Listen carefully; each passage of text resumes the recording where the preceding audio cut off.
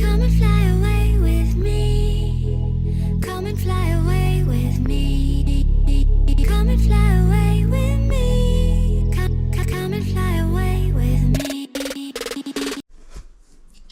Hi, this is Lady Gagas. Welcome back to my channel.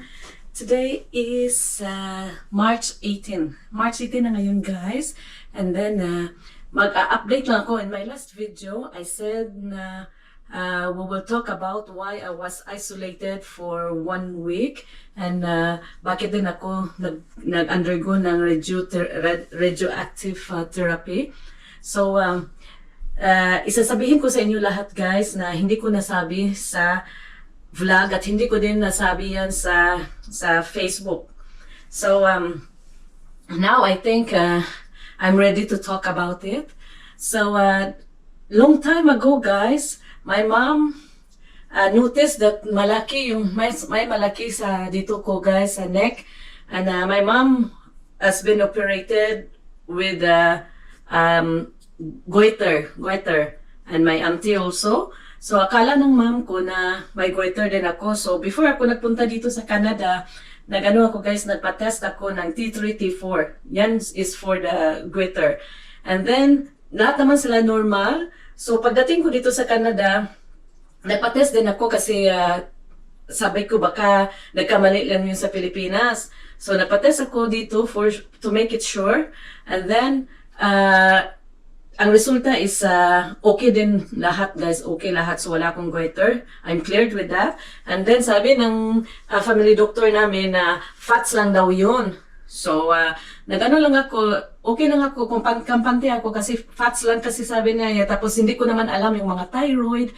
Ang alam ko lang yung goiter na yung mama ko na operahan, yung auntie ko na operahan. So at saka okay naman ako, clear naman ako doon sa lahat ng test ng T3 at T4, lahat naman siya normal. So, nung nag-start na ako magba-vlog, minsan nakikita ko talaga na parang malaki talaga yung kabila. So, sabi ko, parang hindi na siya fats, guys. So, nagpa-check up ako sa bagong family doctor namin. Kasi yung isa nag-resign na, tapos that was long time ago, that was 2004, na nagpa-check ako ng T3 at T4. So ngayon, nung tinignan ng family doctor namin, that was last year, tapos sabi niya na may nakapa daw siya na lump. So, sabi niya, to make sure, ecography or radiography, yeah, same thing I think here. And then, nagpa-ecography ako. Or radiography. I think radiography is it's for its friends, but hindi ko alam. Basta same is something like that. So, nagpunta ko doon, tapos yung resulta, may nakita silang nodule. Yung isa is malaki, tapos yung isa may maraming maliliit na nodule. So, sabi niya,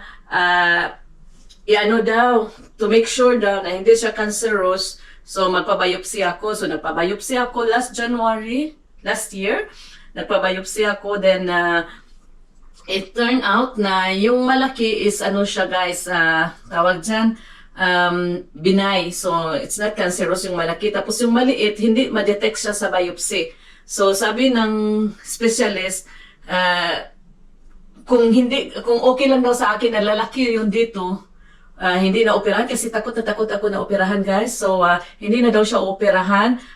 And then, we will wait for the other one kasi kukuha sila ng test nung maliliit at ipadala dan sa mga specialist na i-test kung cancerous ba siya or hindi.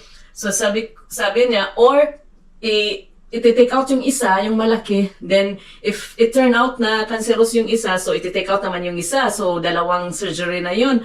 Or i-take out yung dalawang thyroid ko, so the whole thyroid gland. So grabe talaga, guys, yung mga 15 minutes. Binigyan lang ako ng 15 minutes para mag-decide, or 1 week. Tatawag ako 1 week kung ano ang decision ko. So, andun lang naman kami. Wala naman akong ibang choice kundi kunin yun. Sabi ko, nag-iisip ako kung if ever na in 10 years or 20 years, magiging siyang cancerous. At saka, mga 70 years old na ako in 20 years. Tapos, baka wala na si hubby, so sino, mag-iisa na lang ako. So, sabi ko, why not do this now? So para isahan na lang, pero grabe yung desisyon na yun guys. Sobrang iyak na iyak talaga ako nung sinabi ko yan sa doktor. Tapos sobrang takot kasi never akong nagkaroon ng surgery. Never akong nagkaroon ng anesthesia, na general anesthesia. Tapos takot ako na baka hindi ako magigising. Kasi isa yun sa, yung may anxiety kasi ako guys, na ang kinatatakutan ko is yung mamatay ako, yun talaga yung anxiety ko guys. Yung iba wala, yun lang talaga, kung magkasakit ako, mamamatay ako, yan talaga yung anxiety ko guys. Tapos, nung time na yun, so nakapag-decide ako, sige, magpa-opera na lang ako para isahan na lang. So sabi ng doktor na, ano daw, that was a good decision daw. So, nag-wait kami ng, sabi niya, by August daw last year, operahan yung operation kasi maraming waiting kasi guys. Tapos, hindi naman sa akin, hindi naman yun sa cancerous. So, no need ako na, hindi urgent yung sa akin. So, sabi niya, pag hindi daw urgent, it takes 6 months. So, mga August yun. And then yung August na yon, hindi kami umalis dito guys last year nung vacation ko, andito lang kami sa bahay kasi naghintay ako sa tawag. Hanggang sa August hindi pa sila tumawag sa akin. So September nagpunta kami dun sa hospital. Tinanong ko kung meron na bang schedule, and then sabi ng naka-schedule daw ako ng October 11. So October 11 na yung ko guys, yung operation ko. Nung after ng operation ko guys, grabe, sobrang iyak ko nung tinawag na yung pangalan ko, sobrang iyak ko kasi natakot talaga ako na hindi ako magising. Tapos nung nagising ako guys, alam mo anong nangyari?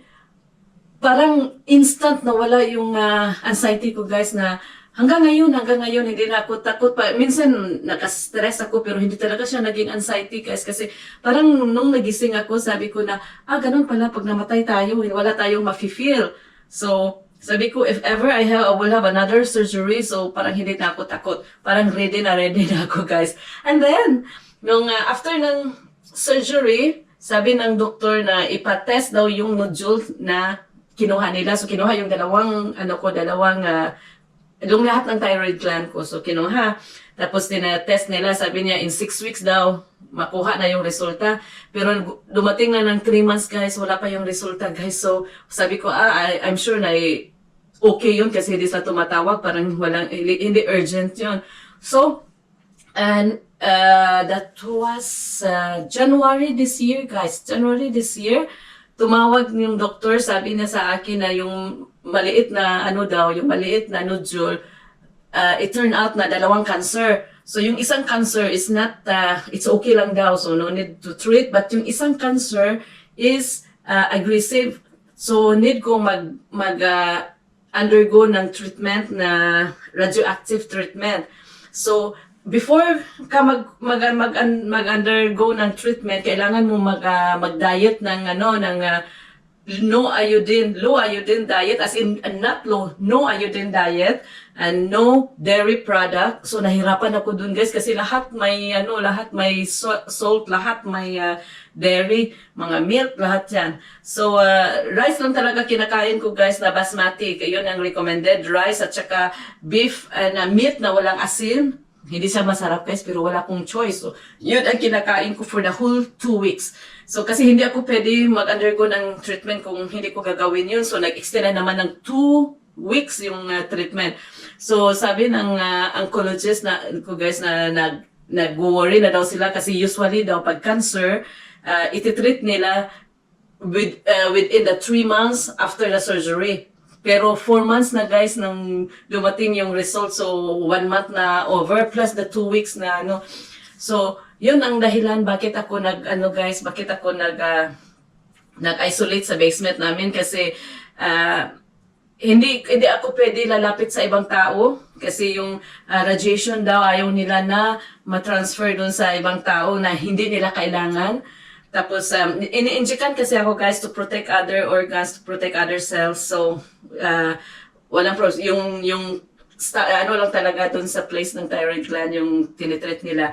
And then, hindi ako pwede magta-touch na kahit kasi lalo na yung saliva ko guys, kasi yung radiation daw dun talaga siya mas marami dun sa saliva, sa sweat ko, at saka sa urine.